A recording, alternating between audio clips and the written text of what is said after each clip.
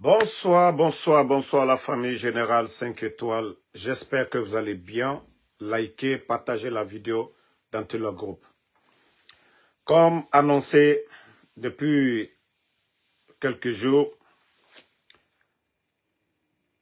nous avions comme invité le journaliste Babila Keïta, qui sera là dans un instant. Et nous allons parler de l'actualité guinéenne en général. Voilà.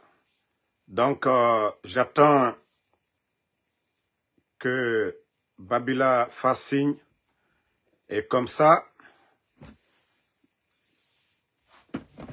vous allez aussi poser des questions. Ceux qui ont mon groupe WhatsApp ou ceux qui ont mes contacts en privé peuvent m'envoyer des questions. Et comme ça,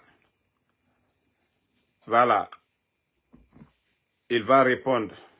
Mais pour l'instant, nous attendons que Babila fasse la demande ici dans le live. À défaut, il va intervenir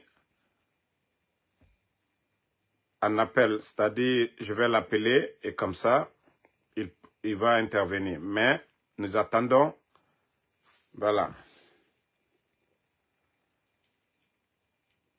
Attendez une minute. Je l'informe que nous sommes déjà en live. Salut. Partagez, partagez. Nous avons beaucoup de sujets à débattre. Et comme les médias sont fermés, aujourd'hui, les journalistes qui ont choisi de défendre les intérêts du peuple, rester du côté du peuple, il fait partie de ces journalistes qui ont dit non à la manipulation du CNRD. Voilà. Ok, fais la demande. Je te vois ici déjà, Mamadou Babila. Fais la demande. Fais la demande. Ok. Merci. J'ai envoyé. Il suffit que tu acceptes. Et voilà.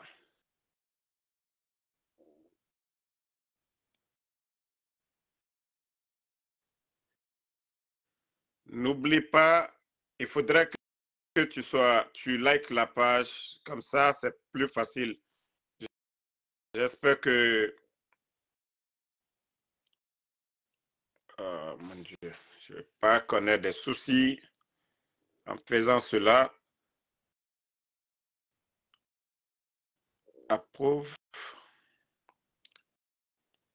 Ok, en principe, j'ai approuvé.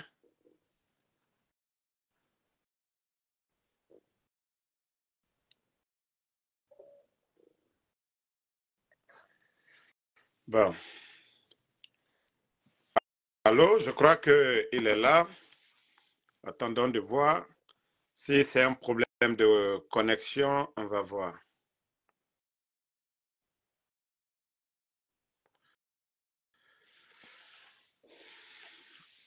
Ok, nous allons tenter pour une deuxième fois.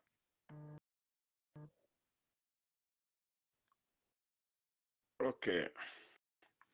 Babila, je ne sais pas où le problème se situe, mais essaye encore de faire la demande. Babila, le grand journaliste, envoie-nous la demande. Envoie encore la demande. Et comme ça,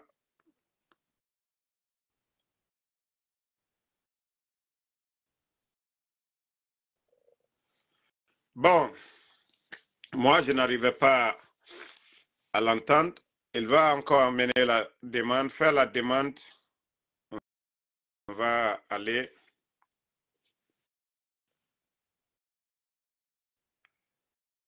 Bon, c'est pas... Bon, partagez si vous nous attendez. J'attends encore qu'il fasse la demande parce que difficilement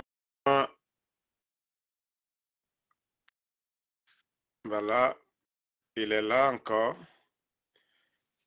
Je lui ai envoyé la demande. Dans un instant, voilà. Je pense que Oui, c'est bon. allô? Oui, Damaro. Oui, ça va? Tu m'entends? Oui, je t'entends très bien. Allô? Je t'entends très bien. Je t'entends très bien. Ah, ok. Tu n'as pas juste activé la caméra. Ok, c'est bon. Oui, je n'ai pas activé la caméra. Ok. Ok, Bon, il n'y a pas de souci. Je vais mettre. voilà. Le journaliste est là, le grand journaliste est là, C'est bon? comme vous le voyez. Allô? J'espère que vous voyez.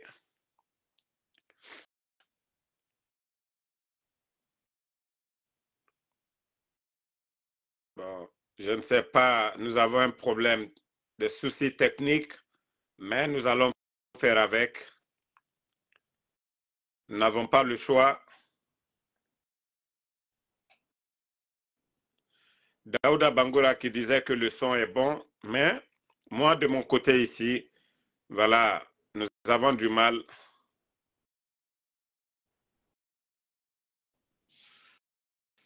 Bon, pour l'instant, nous avons des soucis techniques. Nous avons des soucis techniques. Nous avons des soucis techniques, mais nous allons faire avec. Voilà, il va encore faire la demande. C'est que nous n'aurons pas besoin qu'il ouvre la caméra. Voilà, il peut parler. L'essentiel, c'est de l'entendre. Voilà. J'ai envoyé la demande. Partagez au maximum. C'est nos journalistes d'investigation. Voilà. Bonsoir, mon frère Babila. Bonsoir. Bonsoir. Comment ça va? Ça va, alhamdoulilah. Voilà. Merci d'avoir accepté notre invitation parce que Le vous êtes plaisir sollicité est pour aujourd'hui. moi. Voilà. Donc, je vais vous laisser vous présenter comme d'habitude quand on invite les gens ici. Voilà. Présentez-vous. C'est que beaucoup de gens vous connaissent. Alors, c'est Mamoudou Babila Keita, journaliste au groupe Adafo Média.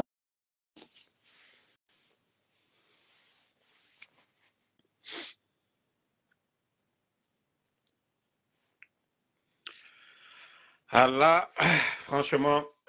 Aujourd'hui, contraint à l'exil. Voilà. Ou disons, vivant en exil. Okay.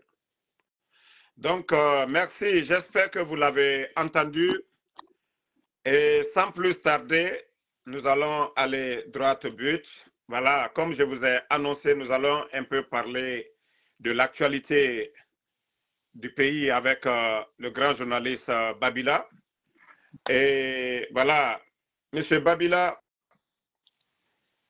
j'espère que vous voyez aujourd'hui la situation sociopolitique du pays. Et c'est vrai qu'aujourd'hui, vous êtes en exil, mais vous avez les yeux braqués sur le pays. Et vous voyez tout ce qui se passe aujourd'hui. Et c'est pourquoi nous vous avons invité pour débattre un peu de tout ce qui se passe. Bon, je vais commencer par des séries de questionnaires. Et voilà, mettez-vous à l'aise de pouvoir répondre à ces questionnaires. D'accord. Voilà. Je suis entièrement à ta disposition et à la disposition de tous tes followers. Voilà. Donc, partagez, famille. Voilà. N'oubliez pas de liker, partager la vidéo.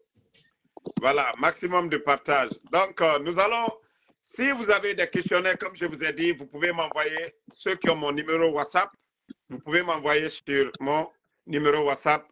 Voilà. Pour l'instant, nous allons commencer la première question par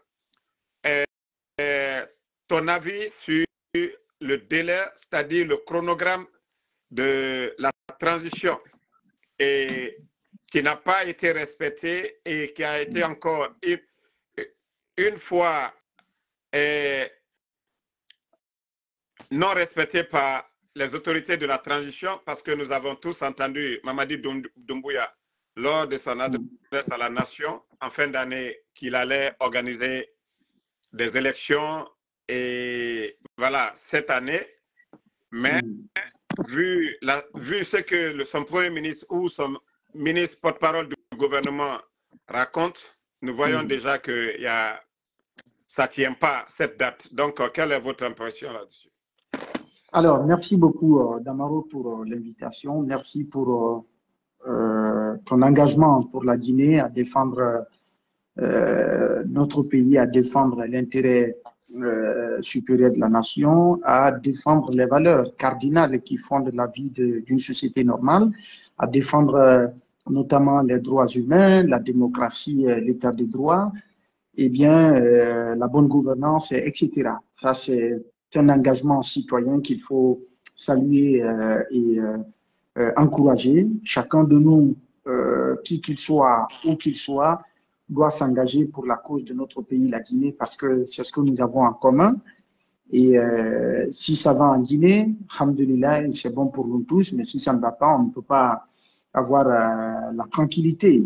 Vous vous souvenez, même au temps des prophètes, notamment le prophète Mohammed, paix et salut sur lui, lorsqu'il a été contraint, n'est-ce pas, de quitter la Mecque pour se rendre du côté de Médine, eh bien, tout ce qu'il a exprimé, l'amour qu'il a déclaré ce jour-là pour sa terre natale, et quand Dieu lui donna l'instruction, n'est-ce pas, de quitter et qu'il allait revenir, ce fut le cas, mais c'est juste une manière de dire à quel point notre pays, ou nos pays, partout où nous sommes, ou disons qui que nous sommes, quelle que soit notre provenance, notre terre natale est plus valeureuse que notre propre personne.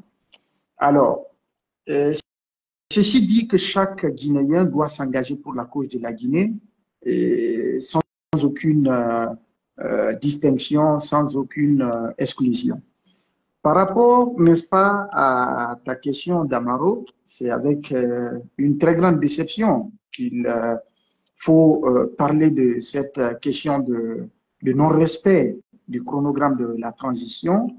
Vous n'êtes pas sans savoir que ni toi, ni moi, ni les organisations de la société civile, encore moyen, les formations politiques, n'ont imposé des délais au CNRD.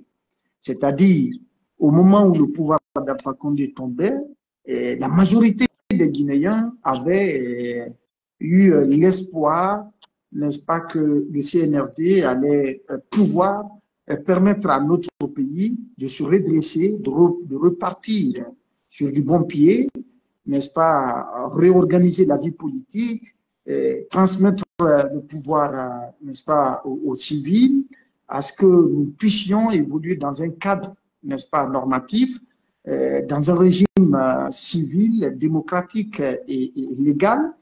Malheureusement, ce grand espoir suscité au lendemain du 5 septembre s'est transformé en désillusion, s'est transformé en cauchemar pour tous les Guinéens, sans exception, il faut le dire. Même ceux qui les soutiennent aujourd'hui sont, au fond d'eux, sont conscients de la gravité de la situation dans laquelle nous nous trouvons. Alors, qu'est-ce que je voulais dire? La charte de la transition que le CNRD a lui-même imposée au peuple de Guinée, qui, normalement, devrait faire l'objet de concertations, eh bien, pour aboutir à un consensus, à une sorte de validation consensuelle de l'ensemble des forces vives du pays. Malheureusement, cela n'a pas été le cas. Tout le monde a accepté cette charte de transition en tant que telle. Eh bien, ils ont pris le soin eux-mêmes d'introduire dans cette charte un article, notamment l'article 77, qui stipule noir sur blanc que la durée de la transition sera fixée de commun accord entre les forces vives de la nation et le Comité national du rassemblement pour le développement, CNRD. D'accord?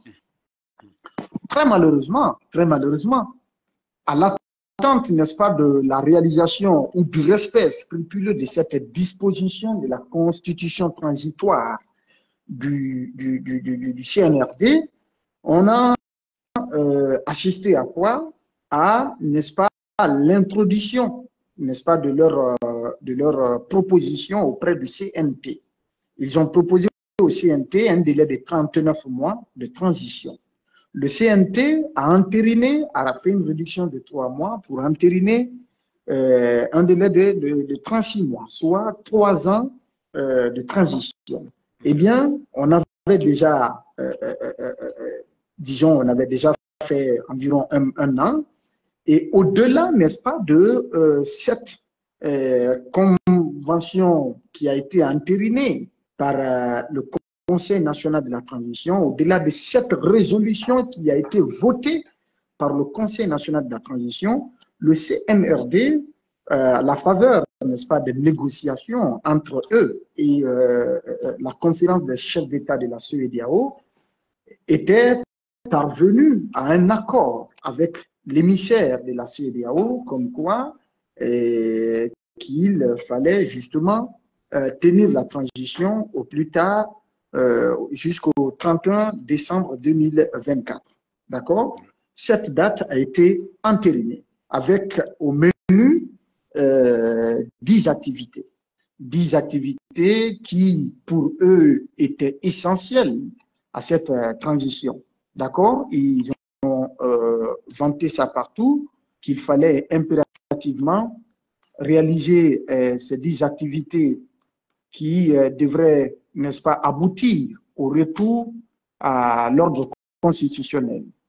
Malheureusement, à date, aucun Guinéen, ni le CNRD, ni comment dirais-je, son gouvernement, ni les forces, les formations politiques qui les soutiennent, encore moyen ceux de l'opposition ou de la société civile, personne ne peut nous dire exactement où est-ce que nous en sommes concrètement dans la mise en œuvre du chronogramme de la transition ou des 10 activités que le CNRD avait, les 10 points exactement qu'ils avaient promis au peuple de Guinée, et comme quoi que c'était des activités essentielles, n'est-ce pas, pour aller au retour à l'ordre constitutionnel. D'accord?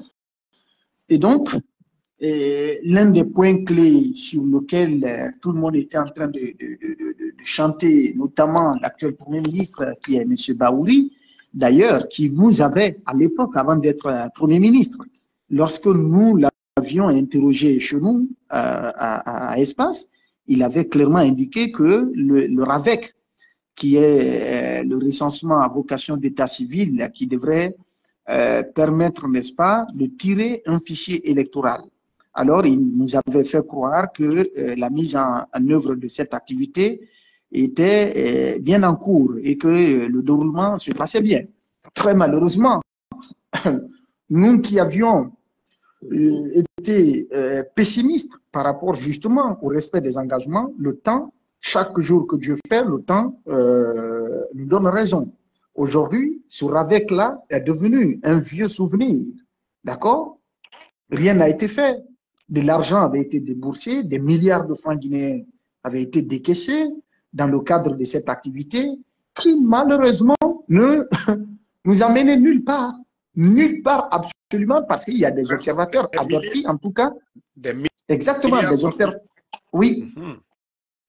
Donc, les observateurs mieux avertis avaient annoncé à l'époque que le RAVEC est un processus continu. On n'arrive jamais à terme parce que chaque jour, il y a des naissances. Et ça, c'est un enregistrement ou des enregistrements continus qui s'étendent sur le temps ou qui s'étendent dans la durée. D'accord? Donc, malheureusement, ça n'a pas été fait. Et les autres activités, tout ce qui a été vanté et tout, aujourd'hui, comme je l'ai dit, personne ne peut nous dire exactement où est-ce que nous en sommes. Et malheureusement, face justement au non-respect de ces engagements, on assiste, n'est-ce pas, disons, à l'expiration du chronogramme indiqué pour la fin de la transition. Tout ce qui était annoncé, rien parmi ces engagements n'a été au rendez-vous et finalement, on est allé.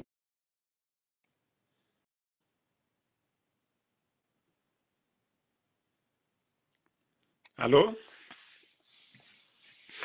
Je crois qu'on a un problème de micro, mais ça, il va revenir. Allô? Personne ne peut nous le dire. Moi, je ne l'entends pas. Si, voilà. D'accord. Il y avait un problème de micro, mais ça va. Continuez. Ça va? Oui. Je disais tantôt, malgré l'expiration du délai du chronogramme qui était indiqué, aucun Guinéen n'est en mesure aujourd'hui de nous dire quand est-ce que la transition du CNRD va prendre fin. D'accord? Ils ont parlé du recensement général de la population. Où est-ce que, et de l'habitat. Où est-ce que nous en sommes avec? Où est-ce que nous en sommes avec? Ils ont parlé du recensement administratif à vocation d'état civil qui est le RAVEC, qui devrait nous permettre de tirer un fichier électoral. Où est-ce que nous en sommes? Personne ne peut le dire. Ils nous ont parlé également de l'élaboration de la nouvelle constitution.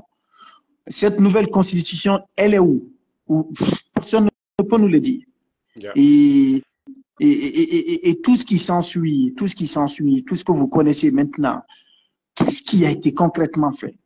Et depuis le 31 décembre, le CNRD n'est pas en mesure de rassurer le peuple de Guinée quant au retour à l'ordre constitutionnel. L'organe législatif de la transition qui est le CNRD, et le CNT plutôt, ce même CNT qui avait, pour vous dire que, pour vous amener à comprendre le comble de l'irresponsabilité. Déjà, le comble de l'irresponsabilité. La deuxième question est relative à ça. Donc, et voilà, c'est de dire, voilà, le CNT qui, jusqu'à présent, qui avait promis à plusieurs fois qu'ils allaient mettre cette nouvelle constitution devant le peuple de Guinée. Et jusqu'à présent, voilà. Donc, c'était pour ne pas sauter notre deuxième question. Vous continuez. Jusqu'à présent, à votre avis sur le CNT, pourquoi jusqu'à présent, les Guinéens n'ont pas encore vu la nouvelle constitution et voilà, et son contenu? Je sais que vous êtes mieux renseigné de ce côté. Voilà, vous donnez votre analyse là-dessus. En fait, le problème, d'abord, pourquoi je parlais du CNT d'Amaro, normalement, quand le délai, c'est-à-dire légal d'un mandat, arrive à terme, c'est l'organe législatif qui doit prendre ses responsabilités. Ouais. Il doit prendre ses responsabilités parce que c'est le CNT qui a voté le délai de 36 mois de transition. Tu es d'accord avec moi? Maintenant, si ce délai de 36 mois arrive à terme, le CNT devrait questionner le CNRD sur le pourquoi et comment. Voilà. Exactement, sur le pourquoi et comment le délai n'a pas été tenu.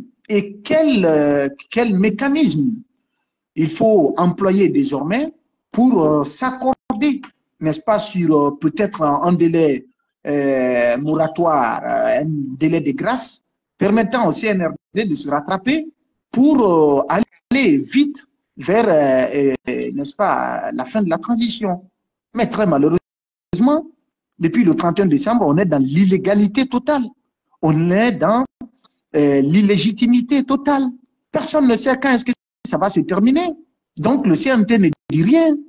Quand est-ce que les élections vont être organisées? Personne ne sait. Le scrutin référendaire qui est promis pour le 21 septembre 2025. Mais moi, je le dis ici aujourd'hui, haut et fort, encore une fois, les Guinéens seront surpris. Depuis 2022, je suis en train de dire que la fin de la transition du CNRD n'est pas pour demain. Et le temps, malheureusement, est en train de me donner raison. Parce que tout simplement, en 2022, le président de la transition, à l'occasion du Nouvel An, avait promis que le scrutin référendaire allait se tenir. Ça n'a pas été le cas. La promesse a été faite pour 2023. Ça n'a pas été le cas. La promesse a été faite pour 2024. Encore, ça n'a pas été le cas. Quelqu'un qui n'a pas tenu un premier engagement, un deuxième engagement, un troisième engagement, il faut être surpris de voir que cette personne puisse honorer un quatrième ou un cinquième engagement. Et le CNT, pourquoi ils n'ont pas jusque-là réussi à soumettre un projet de nouvelle constitution? C'est aussi simple que ça. D'abord, la fourberie qui a régné au CNT, c'est quoi? Pour la première fois dans l'histoire, en tout cas, à ma connaissance, je n'ai vu dans aucun pays où on a procédé à la vulgarisation de l'avant-projet de nouvelle constitution. Dans aucun pays au monde. C'est le projet de constitution qui est vulgarisé et non l'avant-projet de constitution. Et j'ai même appris que c'est plus de 60 milliards qui auraient été déboursés. Plus de 65 milliards, oui. Exactement, c'est ce que j'ai dit, plus de 60 milliards qui auraient été déboursés pour servir à la vulgarisation de l'avant-projet de nouvelle constitution, qui est un brouillon. Yeah. Ça veut dire que le projet, lorsqu'il sera rédigé, c'est-à-dire le projet de constitution, il va y avoir également une autre campagne de vulgarisation du projet de constitution. Et là également, ce sont les finances publiques qui vont saigner, qui vont en souffrir pour vulgariser, n'est-ce pas, ce projet qui va nous être soumis. Mais figurez-vous que depuis combien d'années maintenant, depuis la mise en place du CNT, le travail prioritaire que cette institution elle-même s'était assignée, c'était la rédaction de la nouvelle constitution. Dans sa Kourouma avait même déclaré dans la presse, les traces existent encore, que dans le premier trimestre de 2024, que l'avant-projet de nouvelle constitution allait être disponibilisé, allait être présenté au peuple de Guinée. Ça n'a pas été le cas.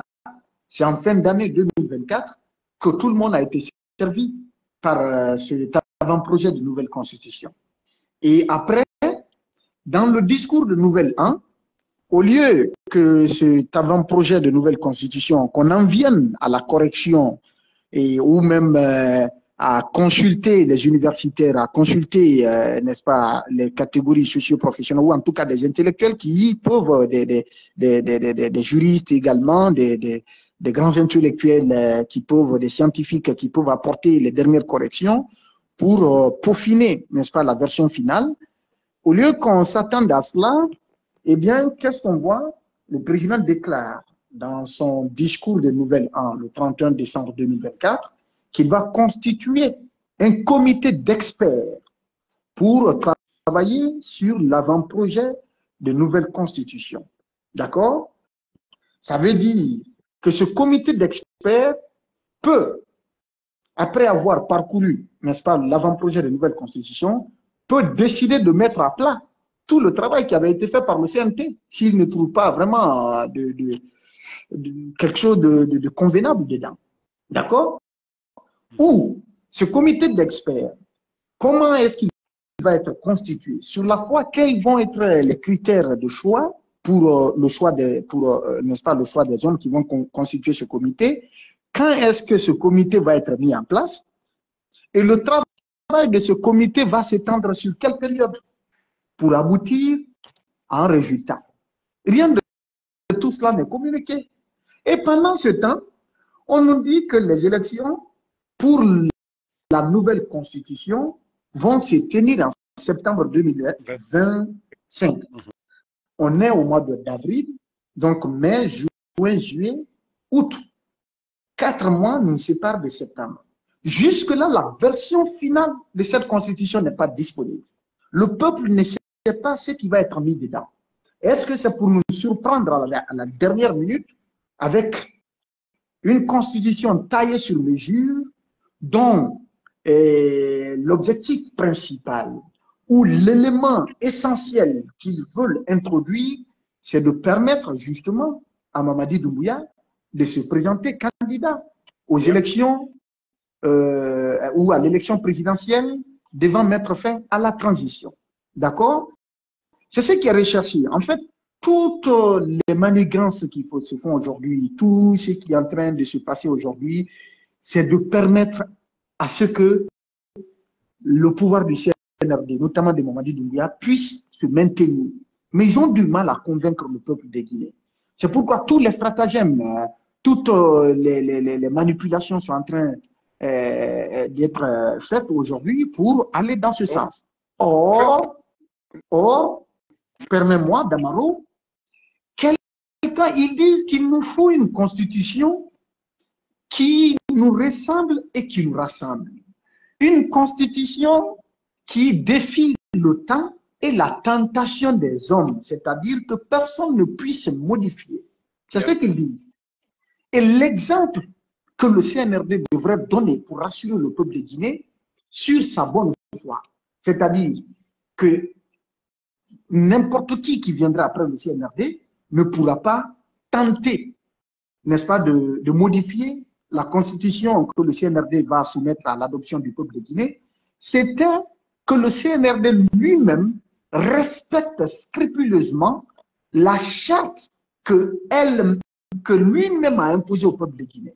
Le CNRD dit dans sa charte, notamment l'article 46, que le président et les membres du Comité national du rassemblement pour le développement ne peuvent faire acte de candidature ni aux élections nationales, ni aux élections locales qui seront organisées pour marquer la fin de la transition. L'alinéa 2 de cet article dit que la présente disposition n'est susceptible d'aucune révision. Donc, c'est l'intangibilité qui est, c'est-à-dire ce qu'on a reproché à Alpha Condé. C'est-à-dire l'intangibilité qu'il y avait dans la constitution de mai 2010 qui disait que le président qui allait être élu, que son mandat de 5 ans n'est renouvelable qu'une seule fois et que cette disposition ne peut faire l'objet d'aucune modification, d'aucune révision. Le CNRD a tenu à répéter cette même disposition intangible, n'est-ce pas, dans la charte de la transition, pour dire que la présente disposition, c'est-à-dire la charte de la transition peut faire l'objet de révision, mais que l'article 46 ne peut être révisé pour aucune raison. Si ce CNRD nous dit qu'ils vont nous donner une constitution où aucun leader politique ou le président qui va être élu ne peut pas changer, ne peut pas prétendre briguer un mandat supplémentaire au-delà, n'est-ce pas, des dispositions qui sont contenues dans la constitution qui va être adoptée. Ils ont quelle obligation à imposer cela au futur président alors qu'eux-mêmes n'ont pas respecté? C'est-à-dire, quelqu'un qui ne donne pas le bon exemple veut contraindre un autre à ne pas faire du mal. Un père de famille qui boit de l'alcool, mais qui veut interdire à son fils de ne pas boire de l'alcool. Un père de famille qui vole, mais qui veut interdire à son fils de ne pas être voleur. Un père de famille qui ne respecte pas ses engagements, mais qui veut vendre à ses enfants c'est-à-dire que c'est sacré de respecter ses engagements. Voyez le paradoxe. Voyez la contradiction. Voilà, nous en venons à cette question relative. Oui, comme vous êtes en train de l'expliquer, la dissolution aujourd'hui du CNRD, de dissoudre des partis politiques, comme vous le dites aujourd'hui. Eux-mêmes ne respectent pas les règles, mais ils veulent que les autres respectent les règles. Voilà. Donc, votre point de vue aujourd'hui sur tous ces partis politiques qui viennent de dissoudre ou de suspendre, voilà, votre analyse sur ça. J'ai posé, je crois, quelques interrogations au lendemain de la dite évaluation, c'est-à-dire l'évaluation ou la proclamation, disons, de la conclusion ou des résultats de l'évaluation. D'accord? J'ai posé des questions. J'ai dit c'est normal d'évaluer les partis politiques.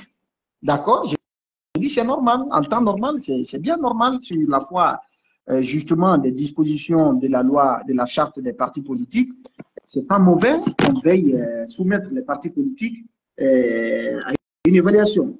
D'accord? Cependant, il y a des questions qu'il faut se poser. Il y a des questions qu'il faut se poser. Le CNRD qui a procédé à cette évaluation des partis politiques, parce que tout simplement, les partis n'ont pas respecté leur engagement, les partis n'ont pas respecté la charte des partis politiques. Eux qui le disent, eux-mêmes leur propre charte, c'est-à-dire qui régit leur fonctionnement, qui régit le fonctionnement de leur gouvernement. Est-ce que l'évaluateur lui-même est en conformité avec les dispositions de la charte de la transition? Est-ce que l'évaluateur lui-même est en conformité avec les dispositions, n'est-ce pas, des lois de la République? La charte de la transition, dans ses dispositions où il est dit l'article 1er, de l'article 1er jusqu'à quel niveau? L'article 1er jusqu'à disons, cette charte dans son entièreté. Le CNRD, mais a foulé toutes les dispositions ou la charte de la transition au sol. Cette charte ne représente plus rien aux yeux du CNRD. Mais que ce soit ce même CNRD qui veille, n'est-ce pas, imposer la norme aux partis politiques alors que lui-même n'est pas en norme. Que ce CNRD veille imposer la régularité aux partis politiques alors que lui-même n'est pas dans la régularité. En fait, c'est là le paradoxe. C'est ce que je ne comprends pas du tout. C'est ce que je ne comprends pas et j'ai posé des questions pour demander justement. Ils se basent sur la charte des partis politiques, comme je l'ai dit. C'est sur la foi, n'est-ce pas, des dispositions de cette charte-là qu'ils ont sanctionné des partis politiques et qui sont menacés, n'est-ce pas, de dissolution. Mais n'oubliez pas, Damaro, je crois en 2023, j'ai également fait un poste, c'est-à-dire le MATD était sur le point de dissoudre les partis politiques qui sont menaçants à ses yeux, avant même, sans même organiser cette évaluation. Il y a eu des menaces. Lorsque les partis politiques ont appelé à la manifestation, il y a eu des menaces. Et la décision, effectivement, selon nos renseignements, avait été prise de procéder à la dissolution systématique des grands partis politiques, notamment le RPG, l'UFDG et l'UFR. Et ce jour, il y a eu une déclaration. Et j'ai fait un post pour dire, à la dernière minute, il y a eu un changement. J'ai dit, le MATD était sur le point de dissoudre ces grands partis politiques. Mais finalement, la donne a changé. Et j'ai même expliqué quelques raisons. Je ne me rappelle plus de tous ces éléments-là. Maintenant, ils se sont donnés, en fait, ils veulent passer par des manœuvres pour se mettre un peu pour se conformer un peu à la loi exactement, pour pouvoir procéder à cette élimination des partis politiques qui constituent à leur yeux des menaces. Parce qu'ils savent que si le CNRD présente son candidat pour affronter ces grands partis, les candidats des grands partis politiques là, mais il n'y a rien à dire. Franchement, si on n'est pas dans un pays comme la Guinée, ce CNRD, qu'il veuille présenter Mamadi Doumbouya ou qui d'autre comme candidat, je me demande qu'est-ce qu'ils ont à faire valoir au peuple de Guinée et qu'ils puissent nous rassurer de leur confier notre destin. Je ne vois rien, très honnêtement. Parce que combien d'engagements ont été faits et qui n'ont jamais été respectés. D'accord? Yep. La charte de la transition, violée. La loi qui est la constitution, transitoire du pays maintenant, là, qui est notre loi fondamentale, violée. Et malgré les réalités du moment, il est légitime également de se poser la question si le CNRD est-il en droit même d'évaluer les partis politiques? Entre le CNRD et les partis politiques, qui mérite d'être évalué sur le respect de la Constitution, mais aussi sur le respect des lois de la République? Honnêtement, posons-nous la question. Qui mérite d'être évalué aujourd'hui? Ça, c'est une très belle question. Entre le CNRD et les partis politiques, qui mérite d'être évalué aujourd'hui? Très bonne question pour les refondateurs.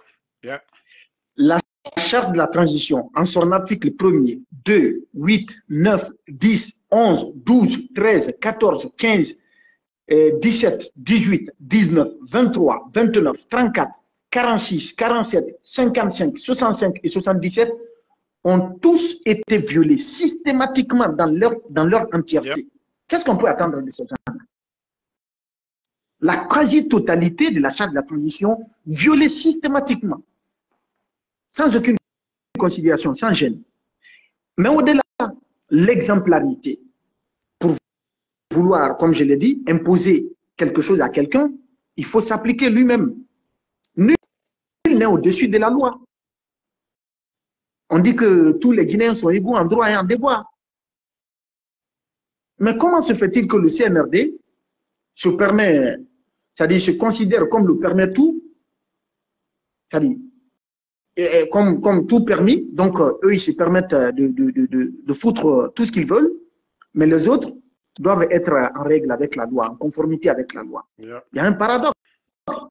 La mère des lois, c'est la Constitution, la loi fondamentale. Yeah. Et aujourd'hui, c'est la charte de la transition. Où en sommes-nous avec le respect des dispositions de cette charte? L'article 47, le serment de Mamadi Doumbouya lui-même, devant le peuple guinéen, moi, Mamadi Doumbouya, président de la transition. Aujourd'hui, on parle de président de la République. Il dit, je jure devant le peuple de Guinée de préserver en toute loyauté la souveraineté nationale, de respecter et de faire respecter les dispositions de la charte de la transition, Yeah. la dignité humaine, les lois et règlements de la République, de remplir mes fonctions dans l'intérêt supérieur de la nation, de consolider les acquis démocratiques, de garantir l'indépendance de la patrie et l'intégrité du territoire national. Je m'engage solennellement et sur mon honneur à collaborer avec les organes de la transition pour la réalisation et la préservation de la cohésion nationale. En cas de parjure que je subisse les rigueurs de la loi, je le jure. Voici le serment qu'il a prêté.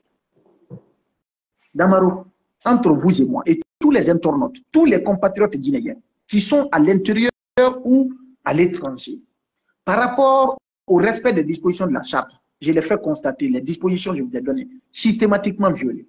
Par rapport au respect de la dignité humaine, dans un pays où on respecte la dignité humaine, l'État ne peut pas, ou l'État ne peut en aucun cas se livrer à la barbarie, à la cruauté, au traitement inhumain qui est réservé à certains de nos compatriotes, les kidnappings et disparitions forcées.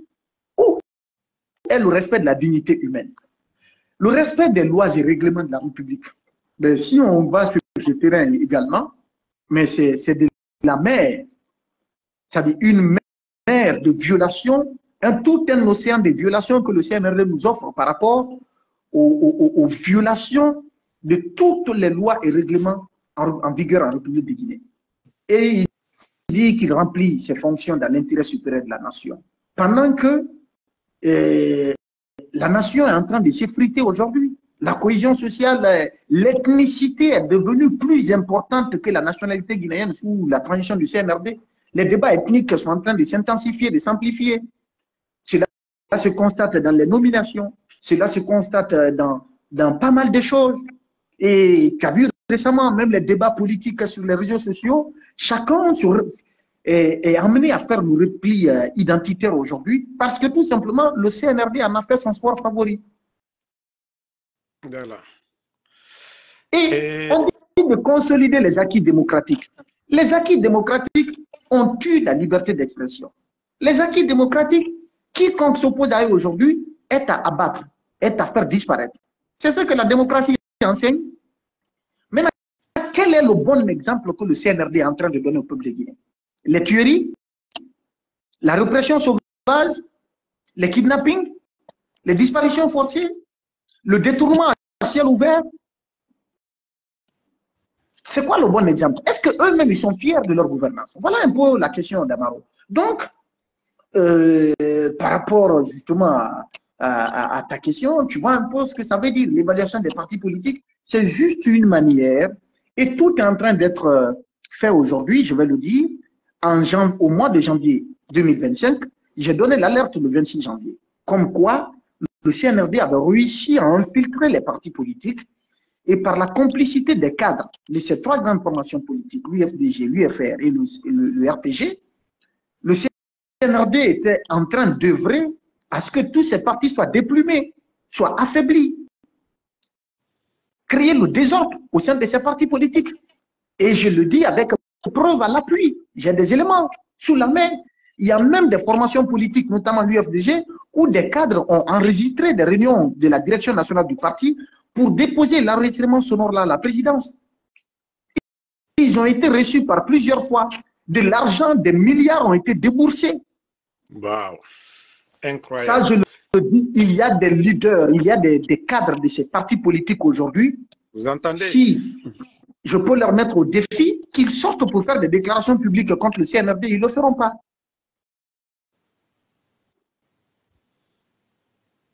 Ils ne le feront pas. Ils ne le feront pas. Et dans les jours à venir, vous allez voir un mouvement de soutien.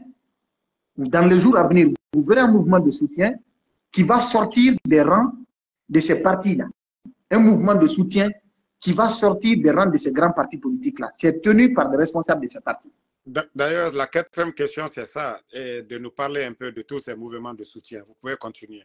C'est relatif, voilà, la quatrième question. Donc, tu vois un peu, c'est cette fourberie. Tout ce qu'ils sont en train, l'effort que le CNRD est en train de faire pour affaiblir ces partis politiques, ces efforts-là pouvaient être consacrés, n'est-ce pas, à la mise en place du processus devant aboutir à l'organisation des élections. Des milliards décaissés. Et puis, ils en font, si tu observes très bien. Par exemple, l'un des militants du RPG, Lamine Kaba à Kankan, qui est une personne atteinte d'handicap, c'est-à-dire quelqu'un à l'époque, on dit même qu'il avait été, on l'avait juste jeté dans un caniveau au temps du fait général Lansana Conté, lorsque le RPG était réprimé par le pouvoir du PUP, que Lamine avait été jeté dans un caniveau à Cancan. Tout le monde connaît cette anecdote-là. Il a fallu quelqu'un d'autre pour venir le faire monter. D'accord? Maintenant, ils ont réussi à convaincre un vieux comme ça, qui parle même difficilement, qui est dépourvu de tout, une personne qui est en situation de handicap.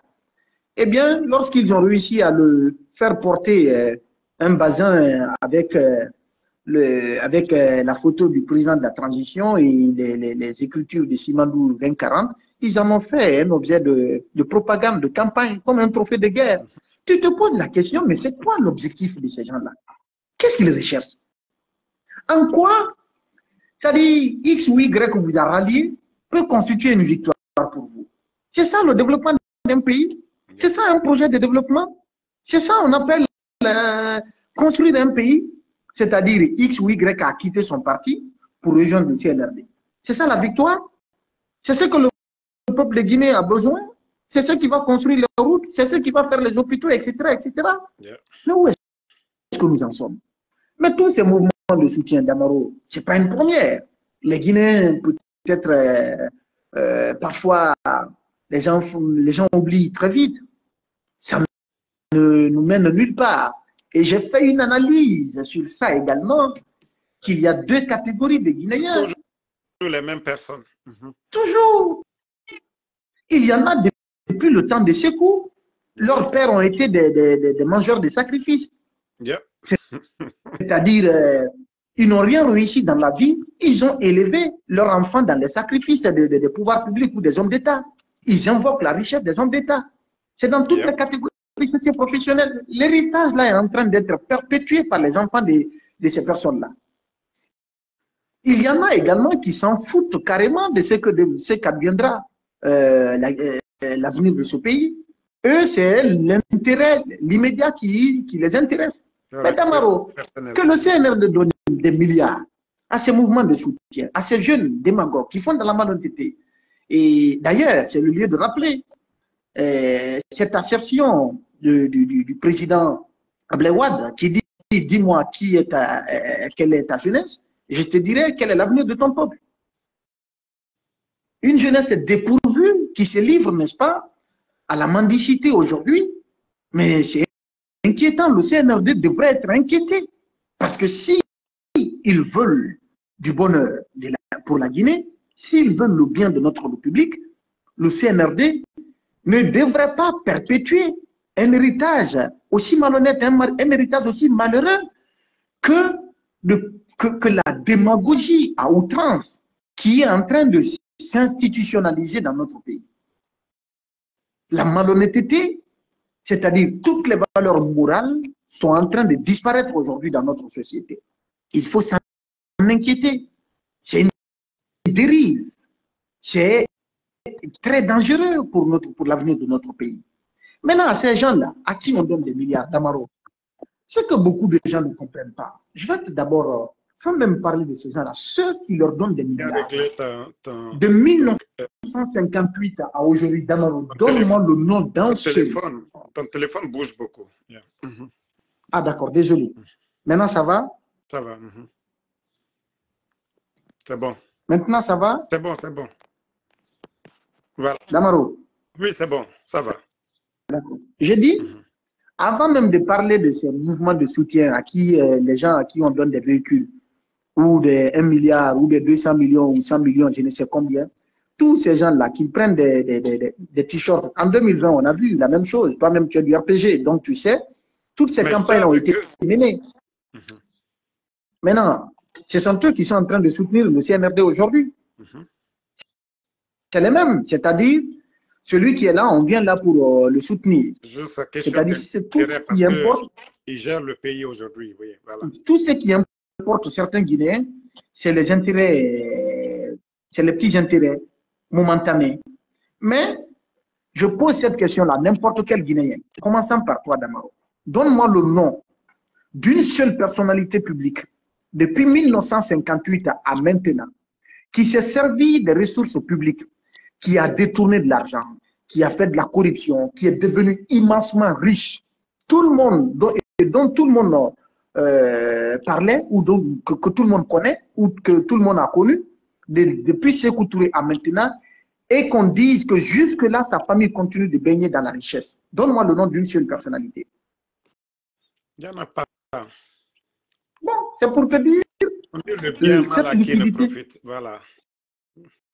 Le bien mal acquis ne profite pas, ça c'est un premier élément. Mais secondo, la liquidité qu'on donne là, en fait, Damaro, l'argent finit. Ceux qui ont acheté des maisons, parce que le pouvoir là va finir. Ceux qui étaient des milliardaires sous Sékou Touré sont devenus des nécessités sous Conté. Ceux qui étaient des milliardaires sous Conté, il y a un des ministres du CNRD qui m'a même parlé un jour qu'il a vu un ancien ministre de Conté prendre de l'essence dans une station, quelque part à Ditine, l'essence pour 200 000, mais que le monsieur avait déjà oublié, il n'avait que 200 000 sur lui, il avait déjà enlevé 20 000 dans ces 200 000 là, il ne restait que 180 000. Il a fini de prendre le carburant, il n'avait plus de moyens pour payer les 20 000. Et le pompiste lui a mis en demeure pour qu'il paye son argent, sans même le connaître qui il a été. Mais c'était impuissant du régime de Conté. Tu vois ce que ça fait? Et sous Alpha, nombreux d'entre eux tournaient autour des ministres et des directeurs d'Alpha pour trouver les dépenses. D'accord? Le pouvoir du RPG, qui vient même de finir. Peut-être on a chanté le nom des DAF, des ministres à l'époque, on disait qu'ils avaient tout. Mais aujourd'hui, la réalité a fini par démontrer que ça n'amène nulle part. Et le CNRD, le temps du CNDD, on en a vu des gars qui partaient, qui marchaient avec des véhicules remplis d'argent. Mais ça amenait où? Où est-ce qu'ils sont aujourd'hui? Je ne veux pas citer de noms, même des grands opérateurs économiques qui ont bénéficié indûment, illégalement, frauduleusement des contrats de l'État sous Général Lansana Conté. Ces grands entreprises, ces grands opérateurs économiques, quelle est leur situation aujourd'hui? Vraiment. Il faut que les gens prennent conscience de cela. Damaro, ce qui peut perdurer dans le temps, que toi, Damaro, qu'on te permette tout de suite de créer de la richesse. Que tu partes à Kerouane ou à Damaro ou à Beila pour installer, n'est-ce pas, une usine, n'est-ce pas, de transformation d'un produit local quelconque qui puisse employer, n'est-ce pas, des jeunes de la localité et que les citoyens s'investissent, n'est-ce pas, dans la production de la matière première qui fait fonctionner cette industrie, que tu prennes ces marchandises-là, n'est-ce pas, les vendre sur place aux populations locales à des coûts abordables, que ceci aussi, ou que des gens viennent prendre ça là-bas, moyennant des intérêts pour aller les revendre dans les communautés villageoises, chacun gagne pour lui et ça va se fluidifier ainsi, ça va se pérenniser ainsi. Mais de la liquidité. Ceux qui ont acheté par exemple des maisons en France, quand le pouvoir là va tomber, ils vont vouloir accumuler autant d'argent qu'ils veulent. Aujourd'hui, il y a plus de dollars à Conakry, je peux même le dire, il y a plus de dollars que de francs guinéens entre les mains des gouvernants du moment. Les ministres et directeurs du CNRD ont plus de dollars sous la main que de francs guinéens. C'est pourquoi ils sont en train de vanter que le franc guinéen s'est stabilisé face au dollar. Pourquoi le franc guinéen ne va pas se stabiliser? C'est quand il y a beaucoup plus de demandes de dollars, c'est-à-dire quand il y a beaucoup de demandeurs de dollars, que le dollar peut prendre de la valeur. Mais aujourd'hui, il y en a le dollar, ils en ont déjà. Quand un directeur du CNRD veut te donner de l'argent, il te donne en dollars. Quand un ministre du CNRD veut te donner de l'argent, il te donne en dollars. À la présidence, il y en a, on leur donnait même des devises, comme prime. Tu vois un peu? Maintenant, quand c'est comme ça, le dollar a fini par inonder le marché. Qui est-ce qui a besoin? Personne n'en a besoin. Personne n'en a besoin. Donc, là, vous avez parfaitement raison. Laisse les gens là faire ces propagandes-là. Nous savons c'est une montagne de sable qu'ils sont en train de construire. Et pour preuve, ils sont passés à Zérékoré. Si vraiment la mayonnaise avait pris à Zérékoré, aujourd'hui, c'est le silence qui règne. On ne parle plus de... Partout où ils passent, en fait, dès qu'ils passent, c'est comme si on prenait le chiffon pour effacer au tableau. Ils sont passés à Cancan, c'est mort. En fait, dès qu'ils passent, c'est mort. À Kindia, ils sont passés, c'est mort. Les gens, ils prennent leur argent. Les jeunes, ils disent, ah, on va profiter, on prend l'argent et puis on reste dans notre coin. Sinon, si les gens avaient adhéré, tu allais voir que leur initiative allait se pérenniser. Ou bien. Voilà, vous n'avez pas fait mais dès qu'ils passent, c'est fini. Toujours une question. On dit en pays malinqué que Kouya de Mousso Foudou Kanado, mais Ouya te Mousso Lassila.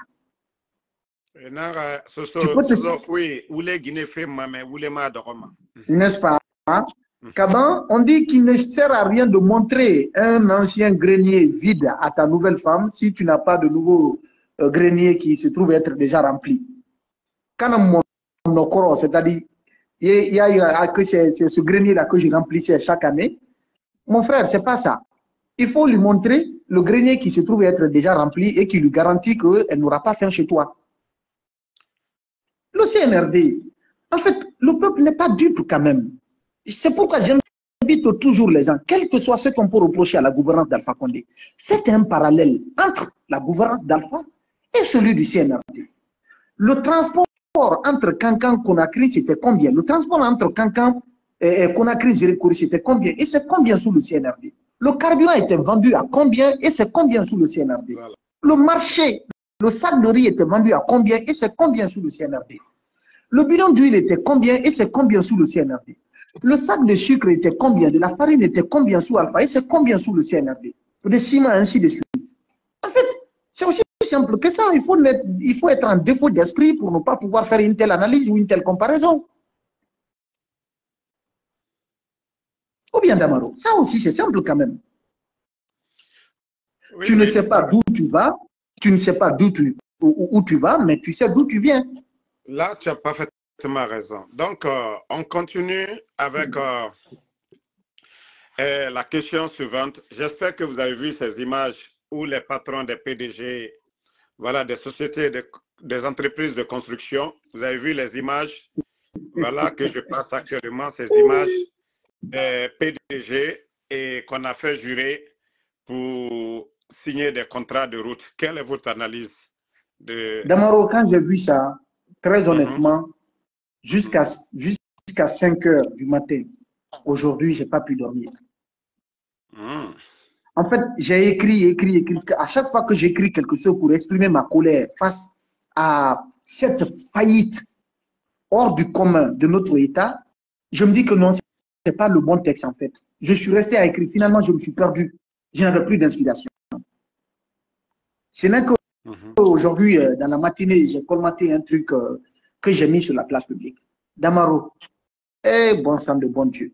En Guinée, il y a ce qu'on appelle le code des marchés publics. Le code des marchés publics, c'est la constitution de tous les contrats de l'État, c'est-à-dire tous les contrats que l'État passe, quelle que soit la forme, que ce soit par gré à gré, que ce soit par appel d'offres ouvert, que ce soit par appel d'offres restreint, que ce soit par partenariat public-privé, PPP, que ce soit par cotation, que ce soit par consultation restreinte, quelle que soit la forme d'attribution d'un marché public, la loi a tout prévu. La loi a tout prévu. Tout est dans le code des marchés publics. Et dans un État sérieux, dans une république qui est en train de vanter ses exploits, qui sont en train de conduire le pays vers le développement, que ce soit ces gens-là qui amènent des entrepreneurs privés, c'est-à-dire qui ne les contraignent pas à leur donner des... KPC a obligé quel gouvernement de lui donner des contrats? Hein? Vraiment. Guiter a obligé quel président ou quel premier ministre ou quel ministre de lui donner des contrats? Que si tu ne me donnes pas le contrat, je t'enlève. Il a fait ça? Non. Il n'a même pas cœur. Le troisième, là, le patron de l'autre, comment, Bézek, lui aussi, il a contraint qui? Personne. En fait, l'État, c'est l'État qui donne les contrats. Yeah. C'est l'État qui donne les contrats. L'État a des instruments sous sa main, des structures à sa disposition, des lois à sa disposition, des hommes à sa disposition pour veiller scrupuleusement au respect des clauses contractuelles, au respect de des dispositions du Code des marchés publics. Damaro, que cet État-là soit aussi incapable, incompétent, irresponsable pour en arriver au scénario ubiesque auquel on a assisté hier, à cette comédie hors du commun qu'on a assisté hier, qu'on fasse appel aux entrepreneurs, maintenant jurés sur le Coran pour la bonne exécution des contrats qui vont vous être attribués. Où sont les lois? Yeah. Donc la CRIEF ne doit pas s'intéresser à ces entrepreneurs-là.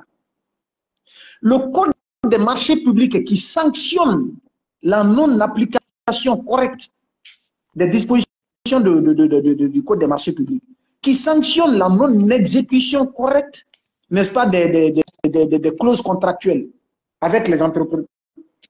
Ces lois-là n'existent plus. C'est pour dire, désormais, vous avez juré sur le Coran et la Bible, chacun pour soi, Dieu pour tous. Nous, on n'a pas d'instrument pour vous contrôler, on n'a pas d'instrument pour vous sanctionner, c'est maintenant Dieu qui va vous sanctionner. Maintenant, ceux-là qui font ça d'ailleurs, qui sont ceux qui ont juré en amont? Ce n'est pas les ministres. Yeah. Ils ont juré sur le Coran et la Bible devant tout le monde. Ils sont en train de respecter leur engagement. Non. En fait, on est en train de maudire des générations et des générations parce que lorsque Dieu va sévir contre ces gens-là, les conséquences ne vont pas se limiter à leur seule personne. Yeah. C'est des enfants innocents qui vont en pâtir. Yeah. Parce que la malédiction se perpétue de génération en génération. Les livres sacrés, la parole de Dieu, personne ne peut tromper Dieu. On ne peut pas être plus malin que Dieu. Tu es d'accord avec moi? Mais qu'eux, ils veillent faire jurer les gens sur le Coran et la Bible. Alors qu'eux-mêmes, ils en ont fait par le passé. Tous les ministres et tous les directeurs de l'administration centrale ont juré sur le Coran et la Bible. De ne pas voler, de servir l'intérêt supérieur de la nation, patati patata. Qui d'entre eux est en train de respecter ça aujourd'hui? Est-ce que les entrepreneurs là-même peuvent leur croire, sachant très bien qu'eux-mêmes ils ont juré mais ils n'ont pas respecté leur serment? Est-ce que, c'est-à-dire que pour effrayer quelqu'un, que cette personne constate que toi-même tu fais dans l'exemplarité, il faut donner le bon exemple. Toi tu jures sur le Coran, tu donnes le mauvais exemple. Tu jures sur la Bible, tu donnes le mauvais exemple. Et après, tu fais jurer quelqu'un d'autre sur le Coran et la Bible. Mais cette personne-là va te prendre pour qui? Il ne va pas te prendre au sérieux. Et, Damaro, pose-toi la question, quelle loi en République de Guinée fait intervenir le Coran et la Bible? Tous les jugements qui se passent dans les cours et tribunaux, lorsqu'un accusé se présente, il lève la main droite et dit « je jure de dire la vérité ». N'est-ce pas? Est-ce qu'on fait venir le Coran là-bas, à la barre? Non, non, non. Est-ce qu'on fait venir la Bible à la barre? Non. Mais est-ce que tous les Guinéens sont des musulmans ou des chrétiens? Yeah. des animistes. C'est un pays laïque. Donc, il y a même des athées, c'est-à-dire qui n'ont pas de religion, qui ne croient pas en l'existence de Dieu, ni même des fétiches aussi. Tu es d'accord avec moi? Maintenant, ces entrepreneurs-là vont jurer sur quoi? Partagez les gars. Où est la loi? Vraiment. Où est la réglementation? Où est la rigueur? Où sont les services de contrôle? Il y a la Direction nationale des marchés publics. Il y a la Direction nationale du contrôle la Direction générale du contrôle la Direction nationale du contrôle des marchés publics. Il y a également l'autorité de régulation des marchés publics. Il y a l'inspection générale des finances. Il y a l'inspection générale d'État. Il y a, comment dire, l'ANLC, l'Agence nationale de lutte contre la corruption. Il y a les inspections dans les différents départements. Il y a les PRMP, les personnes responsables des marchés publics. Il y a l'ACGP, qui est l'administration et le contrôle des grands projets, qui fait la réception des ouvrages. Le ministère de l'économie et des finances envoie même le trésor à l'époque d'Alpha, je me rappelle encore, dépêcher des missionnaires sur le terrain pour aller constater l'effectivité des travaux avant de procéder au paiement des factures de certaines sociétés. Mais où sont tous ces services-là? Ça veut dire que tous ces services-là sont pourris aujourd'hui, que le CNRD ne fait plus confiance à ces services de contrôle, que la loi ne peut plus être respectée dans une juridiction. La CRIEF, donc, quiconque envoie de l'argent peut se faire blanchir.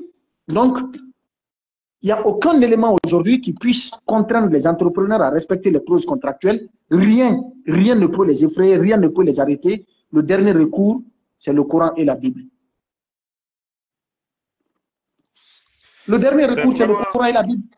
C'est vraiment dommage. Une manière toujours, tu sais déjà, bon, on dit la Guinée aujourd'hui est un pays à majorité musulmane. Une manière, vous savez, ils ont perdu la confiance du peuple. Mais Damaro, laisse-moi te dire quelque chose. Voilà. Laisse-moi te dire quelque chose. Ça peut surprendre beaucoup de gens. Oui. Il y a des musulmans en Guinée, mais l'islam est en train de disparaître en Guinée. Il y a des musulmans, mais l'islam n'existe presque plus en Guinée. Là où tu es aux États-Unis, il y a moins de musulmans, mais l'islam existe là-bas. Laisse-moi m'expliquer. L'islam a prôné quoi? Le fondement, celui qui est le miroir pour tous les musulmans, la source d'inspiration pour tous les musulmans du monde, c'est le prophète paix et salut sur lui. D'accord?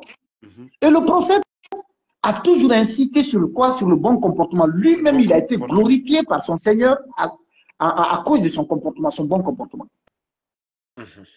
Maintenant, nous, Guinéens qui prions aujourd'hui, matin, midi, soir, on est à la mosquée, on parle tout le monde parle de Dieu, Dieu, Dieu, Dieu, partout, partout. C'est devenu un code même pour certains aujourd'hui. Jurer sur le Coran ou jurer par Allah aujourd'hui, c'est un code, c'est un mot de passe aujourd'hui pour les Guinéens, pour tromper les gens. Maintenant, si on n'a pas le bon comportement, que devient un musulman qui n'a pas de bon comportement? Un musulman qui ne dit pas la vérité. Un musulman qui ment. Un musulman qui détourne. Un musulman qui vole. Un musulman qui s'en fout de l'éducation. Un musulman qui s'en fout de la vérité, qui s'en fout de toutes les valeurs humaines de dignité, d'honnêteté, de sincérité. C'est un musulman, ça. Et l'islam enseigne le bon comportement. Quand un musulman ne fait pas le bon comportement, il est musulman. Ok. Agne sujet, Facebook, quoi. Donc, et on est un peu pris par le temps. Et j'aimerais aussi que tu donnes ton point de vue aujourd'hui avec la mise en circulation des nouveaux billets de 20 000. Oui. Damaro, s'il faut le permettre, j'avais préparé un élément. Tu sais, dans les derniers contrats, là, c'est-à-dire à la prestation des serments de ces entrepreneurs-là, ils ont parlé d'un certain nombre de routes, notamment la route Mamou-Farana. Ok, on vous écoute. Notamment la route Mamou-Farana. D'accord? Mais est-ce que tu sais qu'au mois d'août 2022, il y avait un contrat qui a été attribué le 17 août 2022, contrat de travaux de semi-réhabilitation de la route nationale, la numéro 2, tronçon Mamou-Farana, PK 90, long de 95 km. Appel d'offres restreint pour un montant de 150 milliards 129 millions 455 932 francs. Le contrat a été attribué à Guy Teresa. La même route. Reprenez. la route Farana-Mamou-Farana, 95 km, on dit semi-réhabilitation, avait été confiée à la société Guiter SA pour un montant de 150 milliards 129 millions 455 932 francs. Et on parle de la même route aujourd'hui là.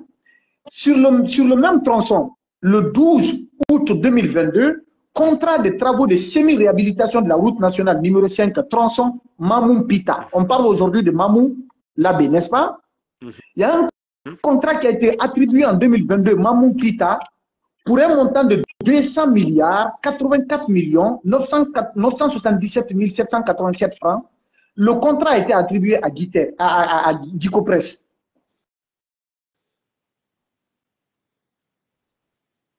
À Gicopress. Et ce sont les mêmes routes. Ce sont les mêmes. En fait, je me demande, que sont devenus ces contrats-là?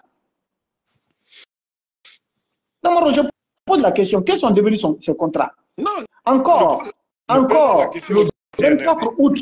D'abord, regarde, ces trois grandes entreprises-là, c'est-à-dire les trois grands patrons qui ont prêté serment hier, ce sont ces mêmes trois également. C'est-à-dire, j'ai parlé de Guiter tout à l'heure, j'ai parlé de Gicopress. L'autre contrat également, c'est, comment on appelle, contrat de travaux d'urgence, de semi-réhabilitation des routes nationales numéro 2, numéro 3 et numéro 5, tronçon Mamou-Farana, 24 août 2022, appel d'offres restreint pour un montant de 146 milliards 887 millions 755 962 francs. Ça a été attribué à Bézek Travaux. Sur la même route de Farana, de Mamou-Farana, des contrats avaient été établis au nom de ces trois grandes sociétés-là. Où sont ces contrats? Aujourd'hui, on parle de financement qui provient des États-Unis avec Vista Bank. On est en train de miser sur ça pour construire des routes et tout ça. Maintenant, les contrats qui ont été signés depuis 2022, août 2022, où en sommes-nous? Ils ont dit publiquement que voilà, ces routes se sont dégradées. Vous avez entendu dans leur...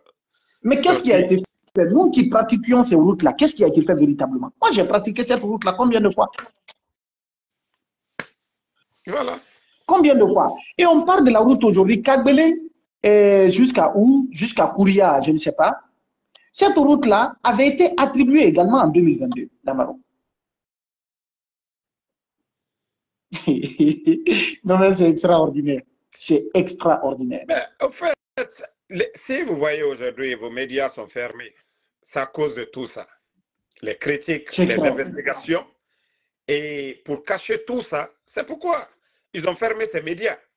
Pour ne pas qu'il y ait des investigations, pour ne pas qu'il y ait des dénonciations. Comment ces marchés ont été attribués? Qu'est-ce qui a été fait sur le terrain?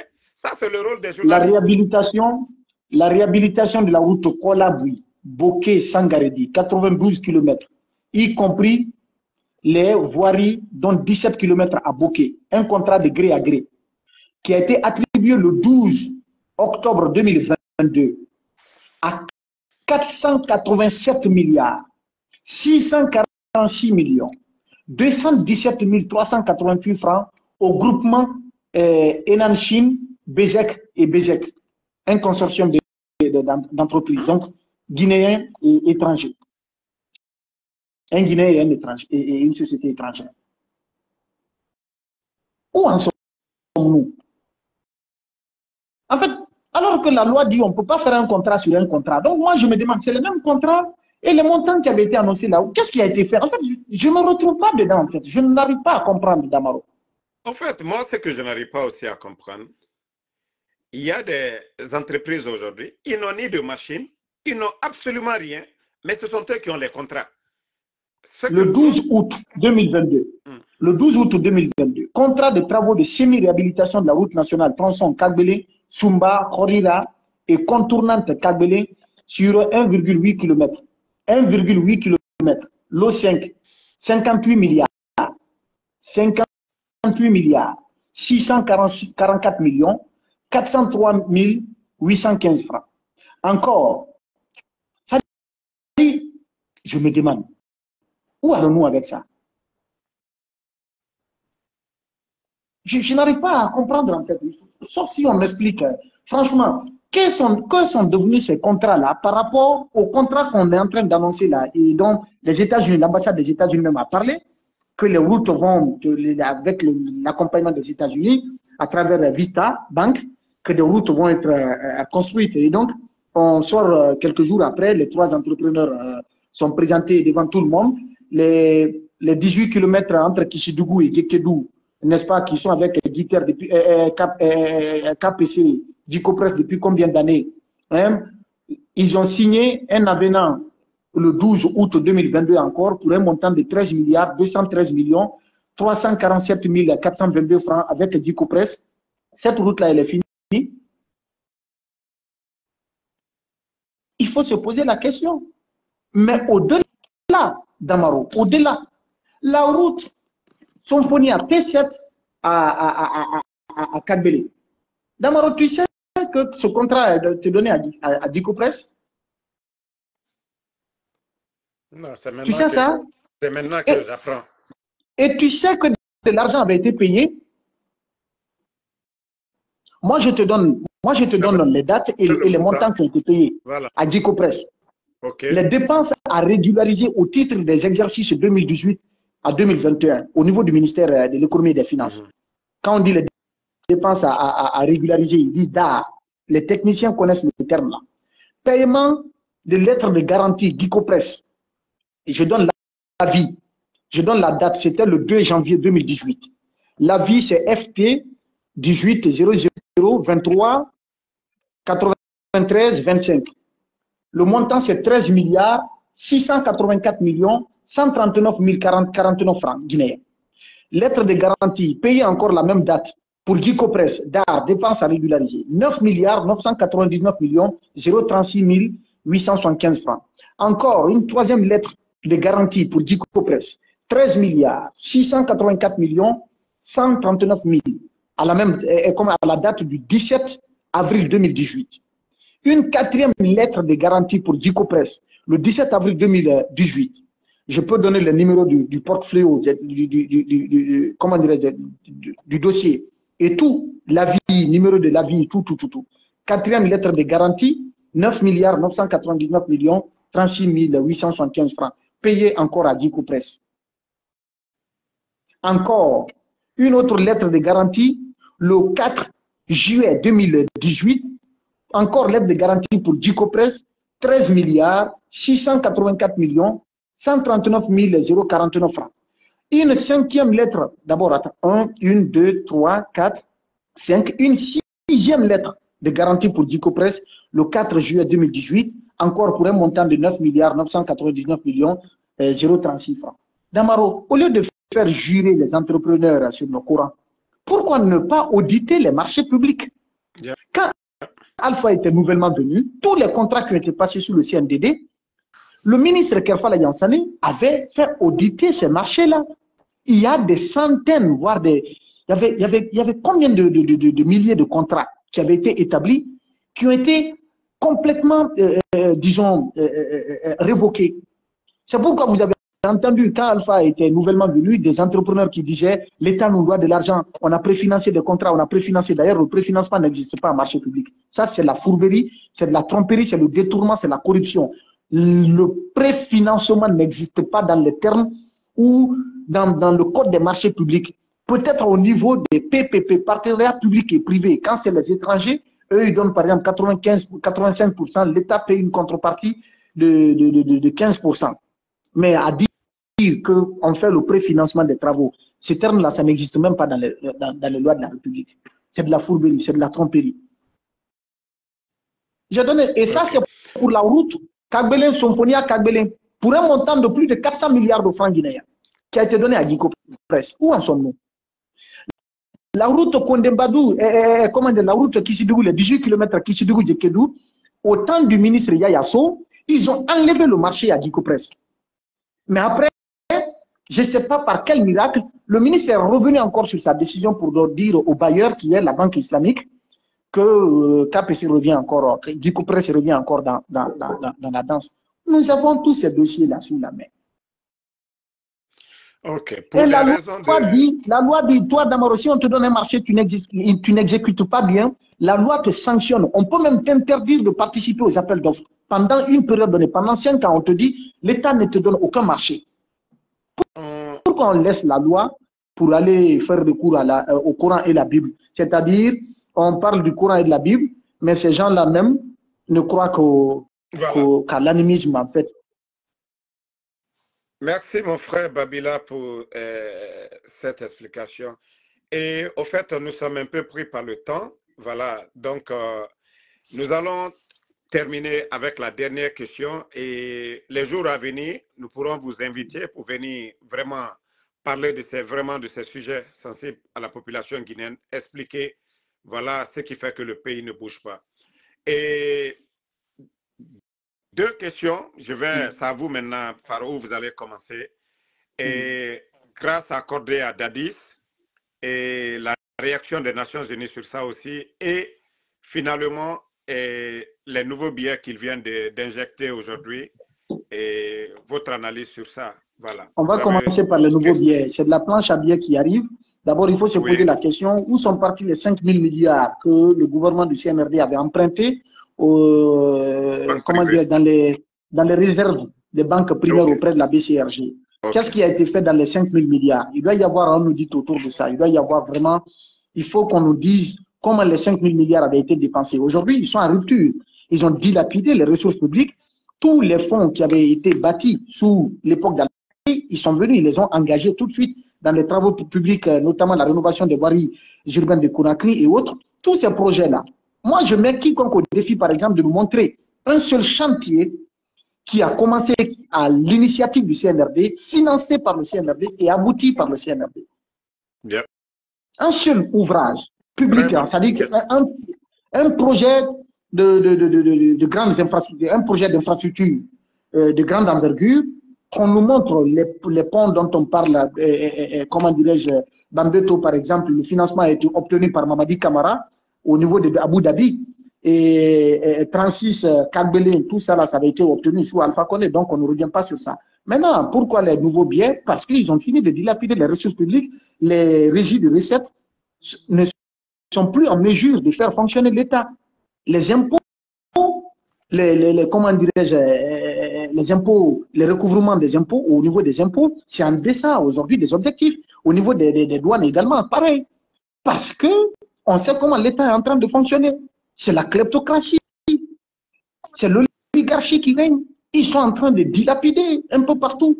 Et finalement, ils se sont vus maintenant dos au mur. L'État a des besoins, ils ne peuvent pas. Il faut faire de la planche à billets. Et ce conteneur d'argent, je l'avais annoncé, ceux qui me suivaient dans les informés, je l'avais annoncé en fin 2023, début 2024, il y a des conteneurs d'argent qui étaient déjà arrivés. Qui étaient déjà arrivés et qui ont été stationnés dans la cour de la BCRG, mais les caveaux étaient remplis là-bas. Ils ont transféré ces conteneurs d'argent dans une des agences de la BCRG à l'intérieur du pays. Ils savent de quoi je parle. Je sais la ville, parce que c'est la deuxième grande agence de la BCRG qui dispose de plus d'espace pour stocker des billets de banque. Donc, il faut faire des recours aux planches à billets pour pouvoir soutenir le déficit qu'il y a aujourd'hui, pour pouvoir faire fonctionner l'État. Et là, les conséquences, il y aura forcément ça sur le marché. On va constater l'inflation, plus d'argent sur le marché, mais qui n'ont pas de valeur. Aujourd'hui, non, on ne peut pas tout dire. Bon, bref, on se passe de ça. Les Guinéens, tout comme on est priant longévité et santé, chacun, on dit qui vivra verra. Puisqu'on est traité de tout aujourd'hui, ils comprendront, ils se rendront à l'évidence après le CNRD, la catastrophe dans laquelle ils vont plonger ce pays-là. Le régime qui viendra après doit quand même être fort, doit être solide pour pouvoir faire face, n'est-ce pas, à la catastrophe qui est en train d'être créée par le CNRD. Par rapport au décret de grâce du capitaine Dadis, je me suis exprimé là-dessus également. J'ai fait un écrit là-dessus et j'ai même fait une vidéo également là-dessus. D'accord? Qu'est-ce que je vais dire? Le président est-il en droit de gracier un prisonnier frappé par une condamnation définitive? Oui, bien sûr, il en a le droit sur la foi des dispositions, je crois, de l'article du Code de procédure pénale, l'article 1100, 1992, comme ça, et suivant. Je n'ai pas ces articles en tête, mais je crois que ça doit être ça. Il en a le droit, la loi lui confère, n'est-ce pas, le pouvoir de gracier. Mais qui doit être gracié? C'est un condamné, c'est-à-dire quelqu'un qui a fait l'objet de jugement et qui a été condamné définitivement. Et d'ailleurs, la loi dit, la plupart, en tout cas les grâces, les décrets de grâce que nous avons connus par le passé, c'est par rapport aux délits, aux faits de délits en fait. Je n'ai pas vu encore de faits criminels graciés par un président de faits criminels sous Alpha ou sous le CNRD, même le CNRD, le premier décret de grâce que Mamadi Doumbouya avait pris en fin d'année 2021, début 2022, ça porte sur quelque chose de 200 et quelques prisonniers. Mais tous ces 200 et quelques prisonniers, il n'y a aucun condamné pour des faits de crimes. C'était des faits de viol, d'abus de violence, d'abus de confiance, d'escroquerie. Donc des délits qui sont condamnés en matière correctionnelle. Mais les faits qualifiés de crimes et qui ont été jugés, condamnés par des tribunaux criminels ou par des cours criminels, je n'ai pas vu encore une condamnation qui vient à peine d'être prononcée se voir graciée comme le CNRD l'a fait. C'est une première. Et la condamnation de Dadis, si j'ai bonne mémoire, je crois qu'il y a une période de sûreté de 10 ans. Ce qui veut dire qu'il ne pouvait pas bénéficier d'une décision quelconque de clémence avant d'avoir purgé 10 ans de prison. Et d'ailleurs, la condamnation qui a été prononcée par le tribunal criminel de Dixine, elle n'était pas encore définitive. Donc, c'était une condamnation provisoire parce que cette condamnation a fait l'objet, n'est-ce pas, de recours devant la cour d'appel de Conakry. Ce qui veut dire que la condamnation définitive n'était pas encore prononcée. Et tant que la condamnation définitive n'est pas prononcée, aucun décret de grâce ne peut intervenir sur la foi, n'est-ce pas, des lois de la République, notamment les dispositions du code de procédure pénale. Tu vois un peu la situation? Mais c'est tout savamment calculé. Je te dis, moi, j'avais cette information que Dadis devrait être gracié. J'avais cette information. Et les raisons sont claires. Je ne vais pas prendre assez de questions, mais la seule question que les gens se posent, est-ce que le président de la transition a le droit de gracier? Voilà.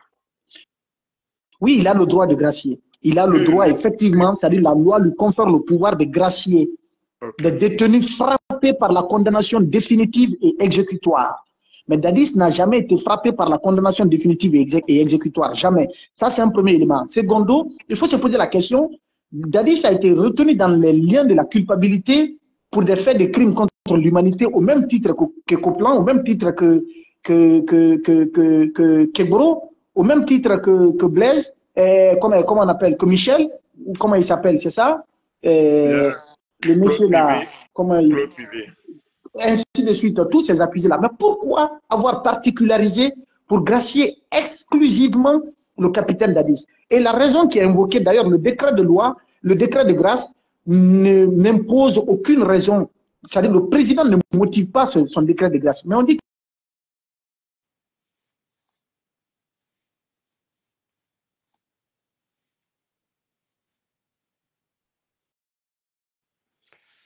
Voilà, je crois qu'on a un souci. Le micro de la justice a demandé exclusivement un décret de grâce en faveur du capitaine Dadis. C'est pourquoi? Quel est l'intérêt du ministre Kaïdaba? Mais tout ça, c'est de la manipulation. Je vais te dire la vérité. Ni tous ces gens du CNRD, il y en a plein même qui n'étaient même pas au courant du décret de grâce. Ça a été pris comme ça. Tout le monde a été surpris de voir la décision. Même les avocats du capitaine Dadis n'étaient pas au courant. Mais c'est pourquoi? C'est pour avoir la forêt et la crainte, justement, puisque les organisations de défense des droits humains basées en région forestière ont commencé à menacer de traduire le dossier de la tragédie du 1er décembre 2024 devant les juridictions internationales.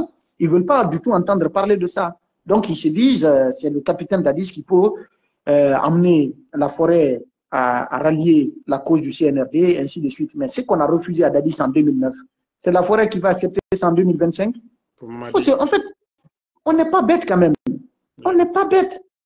On n'est pas bête. Mais tout ça, ça fait partie de leur stratégie. Le jour où il a été... C'est-à-dire, quand ils ont décidé de gracier Dadis, au même moment, des décisions ont été prises pour de tout faire pour en finir avec les manifestations sur l'axe. Tous les jeunes leaders vont être approchés. Ils ont même commencé. Il faut que les manifestations cessent définitivement sur l'axe, quels que soient les moyens qu'il faut mettre à cet effet pour amener les jeunes, pour démobiliser les jeunes. S'ils ne réussissent pas, la seconde alternative, il faut tout faire pour circonscrire les manifestations sur l'axe et faire croire à l'opinion publique nationale et internationale que c'est l'axe des contestations contre tous les régimes. Et donc, que d'autres villes ne manifestent pas, qu'il n'y ait pas de manifestations sur l'autoroute et dans les autres villes, que ce soit circonscrit uniquement à des endroits de l'axe, et même pas toute l'axe, hein, mais à des endroits, que ce soit circonscrit là pour peindre ces gens-là comme étant des éternels contestataires. Toutes ces stratégies sont en train d'être menées aujourd'hui, tout comme la déstabilisation des partis politiques. Tout est en train d'être fait aujourd'hui pour offrir, n'est-ce pas, comment dirais-je, tapis rouge à Mamadi Doumbouya de se légitimer, en fait, d'organiser une élection par la force des armes et s'imposer par la force des armes, une démocratie par les armes qui va désormais régner en Guinée. C'est tout ce qu'on cherche. Voilà. Merci. Comme nous sommes pris par le temps, il nous reste 2 minutes. Voilà. Et votre dernier mot, et quel est le message que vous avez à donner au peuple de Guinée? Voilà. Le dernier mot, je vais dire au peuple de Guinée que Dieu ne viendra jamais du ciel pour changer la situation de notre pays.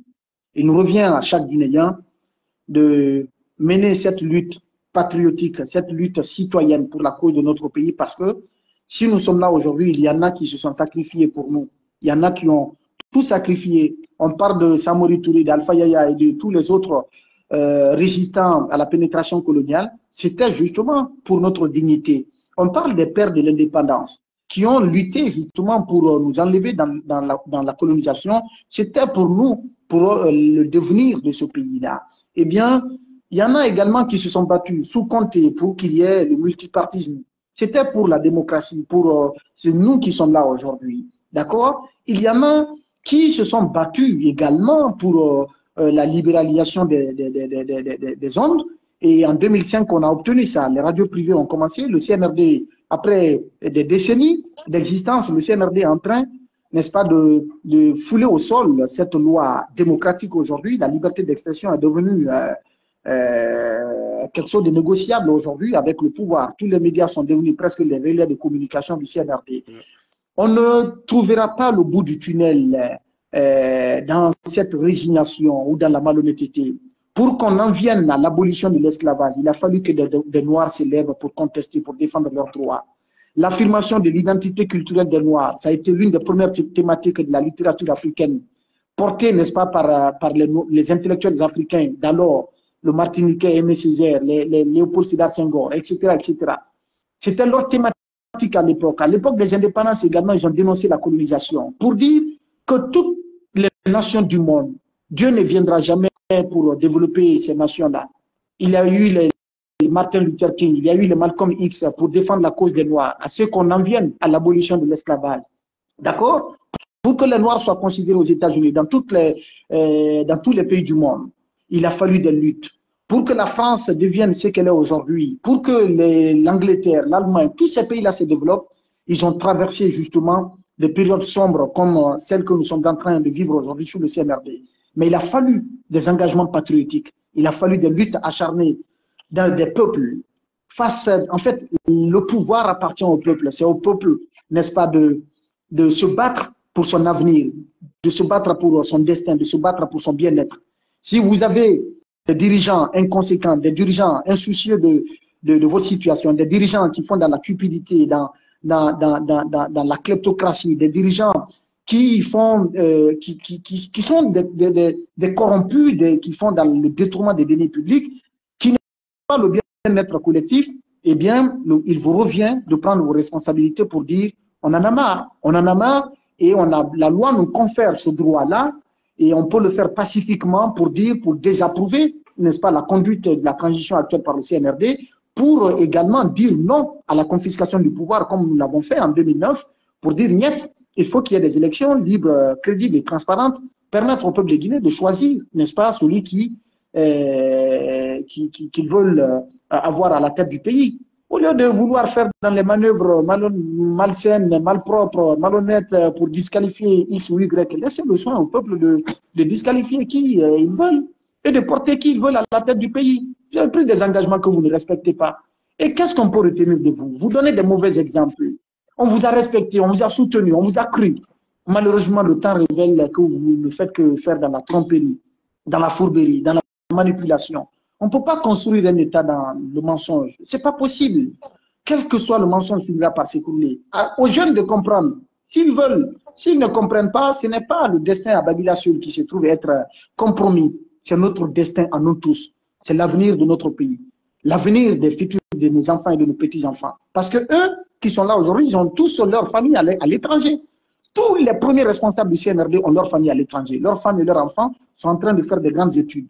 Peut-être demain, ce sont eux qui seront encore les nouveaux colons à la place de leur père pour venir encore diriger nos enfants. C'est nous qui sommes en train de tirer le diable par la queue. Eux, ils sont déjà à l'abri du besoin. Sauf que Dieu est là justement pour nous assister. Mais Dieu ne viendra pas du ciel. Les efforts humains doivent être posés pour que Dieu vienne au secours pour nous aider à arriver, n'est-ce pas, à en venir à bout, n'est-ce pas, des situations catastrophiques, des malheurs auxquels nous sommes confrontés. Ça veut dire que tous les peuples du monde ont le choix de se tracer leur destin, de se tracer l'avenir qu'ils veulent pour leur pays. Cette responsabilité revient à la jeunesse. Malheureusement, notre jeunesse se trouve être dépourvue, désorientée, une jeunesse manipulée, une jeunesse qui me fait pitié, qui me fait pitié, qui me fait pitié. Mais quoi qu'il en soit, la responsabilité nous revient.